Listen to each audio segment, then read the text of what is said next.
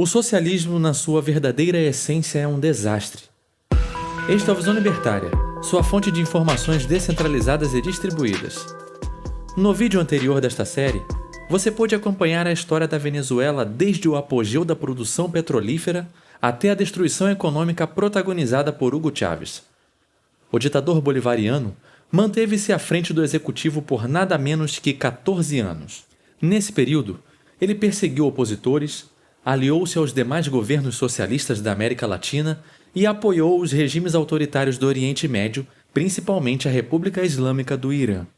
Além disso, Chávez nacionalizou empresas privadas, tomou comércios e prédios à força, regulou o mercado e controlou os preços artificialmente. Resumidamente, ele acabou com qualquer vestígio que tinha restado dos anos de glória da Venezuela Saudita. No entanto, enquanto boa parte da população tinha que lidar com a violência e a miséria, a vida do ditador e de seus aliados era cheia de luxo e glamour. Entre 2007 e 2012, os laranjas de Chávez receberam mais de 2 bilhões de euros provenientes de contratos de petróleo de Venezuela, os PDVSA. Após a lavagem desse dinheiro, ele era encaminhado para paraísos fiscais, principalmente para Andorra, um principado independente europeu. A perpetuação desse regime autocrático, socialista e assassino só foi possível com a força e o apoio da máfia dos ditadores comunistas latinos, o Foro de São Paulo. O ditador venezuelano era um dos membros mais influentes da organização desde sua fundação. Chávez, Néstor Kirchner e Lula eram os principais articuladores da integração política bolivariana da América do Sul. Chávez governou a Venezuela durante os anos dourados do Foro de São Paulo, entre 2003 e 2016, quando o PT estava no poder do Brasil. Nesse período, incontáveis parcerias e financiamentos irregulares foram firmados pelo presidente Lula e pelo presidente Dilma com os outros países comunistas do continente. A galinha dos ovos de ouro era o Brasil, e os ovos iam para as raposas comunistas financiarem seus projetos de poder. Embora a esquerda insista em dizer que figuras como Lula, Chávez e Fidel conheçam e lutem pelos anseios do povo, eles construíram suas vidas dentro da política. Por exemplo, Maduro trabalhou como motorista de ônibus, mas começou sua vida política há 30 anos, quando foi alavancado pela sua militância dentro dos sindicatos e ingressou no MBR-200. No ano de 1998, ele conseguiu ser eleito para a Câmara dos Deputados, assim como vários outros bolivarianos. Foi também nessas eleições que Chávez foi eleito presidente da Venezuela pela primeira vez. No ano seguinte, Maduro também participou da elaboração da Constituição Bolivariana da Venezuela. Em 2005, ele se reelegeu e assumiu o cargo de presidente da Câmara. Pouco tempo depois, ele foi escolhido para ser vice-presidente na candidatura de Hugo Chávez, que novamente venceu as eleições presidenciais de 2012. Após mais de uma década no poder, em março de 2013, Chávez morreu em decorrência de um velho câncer na região pélvica e de infecção respiratória. Nicolás Maduro assumiu provisoriamente até as eleições que ocorreriam em abril do mesmo ano. Herdeiro político de Chávez, ele não tinha o mesmo apelo popular do caudilho, mas contava com o apoio de todo o establishment político e o controle de todo o processo eleitoral da Systematic. Essas eleições contaram com a participação de mais de 19 milhões de eleitores, com uma diferença de 235 mil votos. Segundo dados oficiais do Estado venezuelano, Maduro venceu e foi eleito para um mandato de 6 anos. Seu adversário, Henrique Capriles, sugeriu que houve fraude nas eleições, mas foi repreendido pelo governo federal, que o acusou de irresponsável por ter feito essa declaração. Maduro prometeu dar continuidade à Revolução Bolivariana de Chávez, mantendo os avanços sociais e perseguindo a burguesia. Ele tinha nas mãos as maiores reservas de petróleo do mundo, mas herdou um país com a maior inflação da América, um ciclo interminável de escassez e a dívida pública acima de 50% do PIB. Maduro cumpriu a sua promessa de dar continuidade ao governo ou ditadura de Chávez. Assim como seu antecessor, ele perseguiu, torturou e executou os opositores. Na parte econômica, seu governo também foi um desastre, o que colocou a Venezuela em uma profunda crise humanitária. Descaradamente, tanto ele quanto seus partidários afirmam que a distopia em que eles transformaram o país é devida ao imperialismo norte-americano, ou os embargos e blá blá blá. No início de 2014, a desvalorização do petróleo no mercado internacional prejudicou ainda mais a frágil economia venezuelana, que dependia quase que exclusivamente das exportações da Petróleos de Venezuela, a já citada PDVSA. Sem recursos o suficiente para importar os produtos que não eram produzidos internamente, a crise de abastecimento, que já vinha desde o governo de Chávez, chegou a um nível insustentável.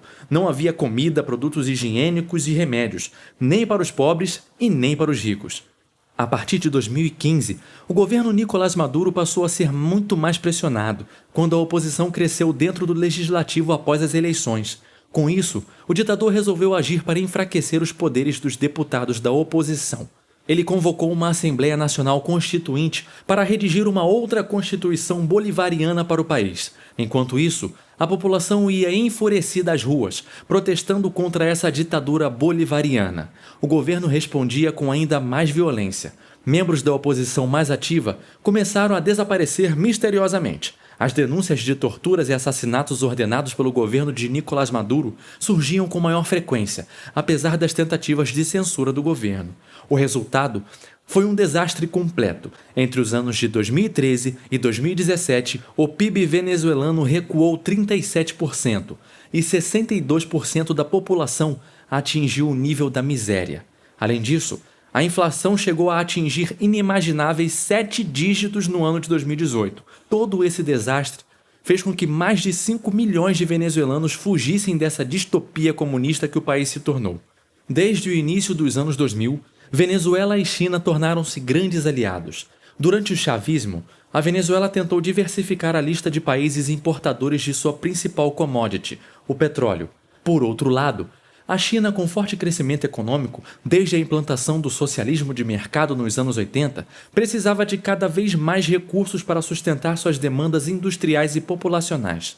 No entanto, hoje em dia, a China é a principal nação credora da Venezuela, que deve mais de 20 bilhões de dólares aos seus parceiros chineses. Não é novidade dizer que o auge da esquerda na América Latina se deu no início do século passado, muito por conta do impulso que o PT dava aos seus governos aliados.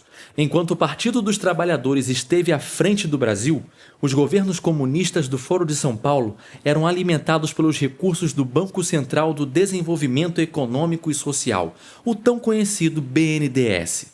Apenas na Venezuela, o Estado brasileiro financiou as obras da construção de uma linha de metrô de Caracas, de uma linha de metrô de Los Teques e até de uma usina siderúrgica e de um estaleiro. Ademais, embora tenham sido iniciadas há 15 anos, a maior parte das obras do metrô de Caracas ainda não foi concluída.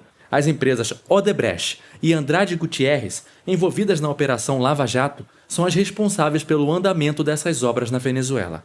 Logicamente, há fortes suspeitas de que essas obras tenham sido superfaturadas e que parte do dinheiro fosse usado nas campanhas e ações do Partido Socialista Unido da Venezuela. Atualmente, o Estado venezuelano deve mais de 1,6 bilhões de reais ao Brasil, e nada indica que essa dívida será paga um dia. Em 2016, após anos de corrupção, ingerências econômicas e implantação de um projeto de poder continental, a população brasileira finalmente se revoltou contra o Partido dos Trabalhadores. Nos últimos meses do mandato da presidente Dilma Rousseff, ela contava com algo em torno de 5% de aprovação. Com o julgamento de um longo processo de impeachment, Dilma foi removida do cargo por crime de responsabilidade relacionado às contas públicas. Nesse mesmo ano, após eleições apertadas, Donald Trump derrotou Hillary Clinton e se elegeu presidente dos Estados Unidos, sucedendo Barack Obama. Para completar, o presidente da Argentina, Maurício Macri, também não era um aliado. Isso tudo fez com que a Venezuela entrasse num beco sem saída. O país se isolou politicamente, tendo seus fortes aliados, Rússia, China e Turquia, apenas do outro lado do mundo. Mesmo com um governo desastroso e rejeitado, Maduro venceu as eleições de 2018 com uma larguíssima vantagem. Nessas eleições, 46% dos eleitores se abstiveram e o ditador obteve 67,7% dos votos daqueles que foram às urnas.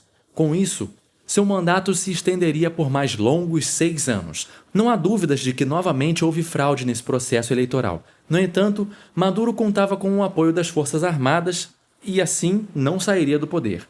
Recentemente, devido à crise política do país, o presidente da Câmara, Juan Guaidó, declarou-se com o reconhecimento da comunidade internacional o presidente da Venezuela. Embora tivesse o apoio das principais nações do globo e considerável apoio popular, não conseguiu fazer muita coisa contra a ditadura de Maduro, que infelizmente se estenderia por mais um longo sextiênio. Uma das coisas mais revoltantes relacionadas à crise na Venezuela é que algumas pessoas ainda defendem esse regime claramente ditatorial, censurador e assassino. Previsivelmente, aqui no Brasil, essas pessoas são as mesmas que apoiam pautas identitárias, segregadoras e a volta do ex-presidiário e líder do comunismo latino, Luiz Inácio Lula da Silva. Enquanto isso, os venezuelanos tentam fugir de seu leviatã bolivariano, emigrando para vários países vizinhos, inclusive até mesmo para o Brasil. Hoje em dia, Roraima, por fazer fronteira com o país, é o estado brasileiro que mais recebe esses imigrantes. Estima-se que algo em torno de 32 mil venezuelanos vivem em Boa Vista. Dessa forma, não há dúvidas de que a situação do país é dramática e também afeta negativamente os seus vizinhos sul-americanos. No entanto, políticos como Guilherme Boulos, Manuela Dávila e o próprio Lula negam o autoritarismo do regime e exaltam os caudilhos que estão no poder há mais de 20 anos na Venezuela. Assim como Maduro e Chávez, essas pessoas também declaram que pensam nas questões sociais e nos anseios do povo, quando, na verdade, o objetivo delas está mais do que claro: o poder. E sempre foi isso. Nesse século, a implantação do projeto de integração comunista do Foro de São Paulo quase deu certo. Foi graças à informação distribuída e descentralizada que parte relevante da população pode ver a desonestidade dos integrantes dessa máfia. No Brasil, foi necessário que houvesse um longo processo de impeachment para remover a esquerda do poder. Na Venezuela, talvez apenas uma intervenção externa seja possível removê-los. O resultado disso é que a maior parte da população não tem o mínimo de dignidade para viver, enquanto Maduro e seus aliados desfrutam de hotéis e jantares luxuosos no exterior. O pior chegou e quem pagou a conta, como sempre, foram os cidadãos comuns. Obrigado por sua audiência. Esse artigo foi sugerido e escrito por Pepe D'Ambrosio e revisado por JJ Liber. Se você gostou desse vídeo, clique no ícone de curtir abaixo e compartilhe o vídeo em sua rede social. Se você deseja ser notificado de outros vídeos, clique em se inscrever e depois no ícone de campainha. Até a próxima.